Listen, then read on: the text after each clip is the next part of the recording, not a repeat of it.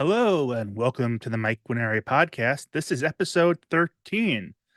Well, let's get going with this. Now it's a Monday morning. I had a little trouble getting started and getting myself going, but now I'm raring to go and plowing through things. So let's have a little chat for the podcast.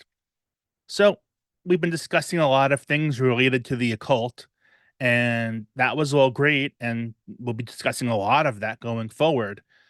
But I think it's time to take a step back and kind of give you some of the results I've had and found so far on my journey. And these results are practices, Celtic practices that I found that were effective for me in reducing anxiety and depression. Will they work for everybody? I don't know. Your mileage may vary, but none of these are that crazy that you can't just try them to see if they work for you. I wrote a ebook a little less than a year ago, I guess. Um, that was 10 Celtic practices that the 10 best that I found that will help you level up your mind and relieve those pesky symptoms of anxiety and depression. So let's start talking about that a little bit. Maybe, we'll go over a practice a day or something like that for a little while so you can kind of get the flavor for things I'm looking for. So, for centuries, Celtic spirituality has been a source of comfort and inspiration for many people. So much so that the Christians, when they came and invaded Ireland, I don't know what word you want to call, try to stay a little apolitical, but I call it invaded Ireland and tried to convert everybody. They took a lot of practices from the Celts.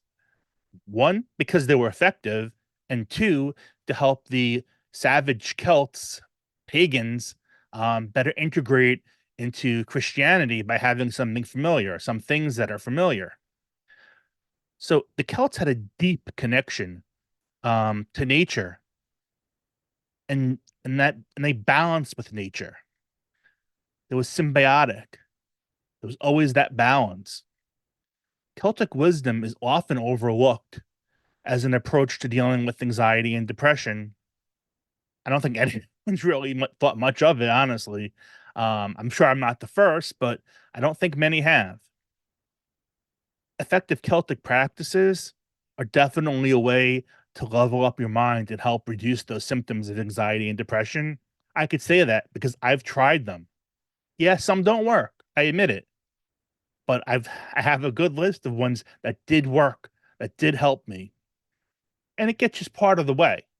It's not an end all be all cure all.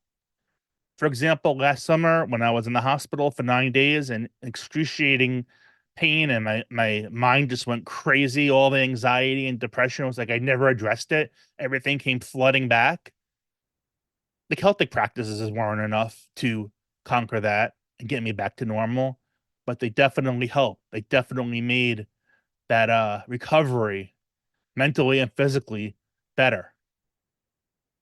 So you kind of have to take everything. You can't expect the world from everything you try and do. It's just a fact. Celtic practices, the way they work is they offer a holistic approach to mental health. They focus on the mind body connection and the importance of finding balance in all aspects of life, not just physically, but also spiritually. Very important. There goes my dog. So today, people are rediscovering the importance of balance in their lives. We're all crazy running around like lunatics, but more and more people are realizing and rediscovering that fact that they need some balance in their lives, whether it's work family balance, um, personal others balance, taking care of yourself versus taking care of other people, whatever you want, whatever balance you could think of. People are generally out of whack these days. Diet balance, good foods versus bad foods. We're just an out of balance society, an out of balance world. And people are starting to realize that. And starting to work the opposite way. And hopefully people are successful and bring that balance to their lives. That's such an important thing, that we've learned from the Celts and from other ancient civilizations.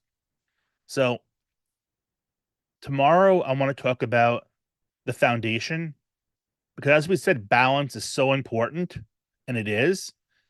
What happens if you try to balance mental health practices on top of the shaky foundation?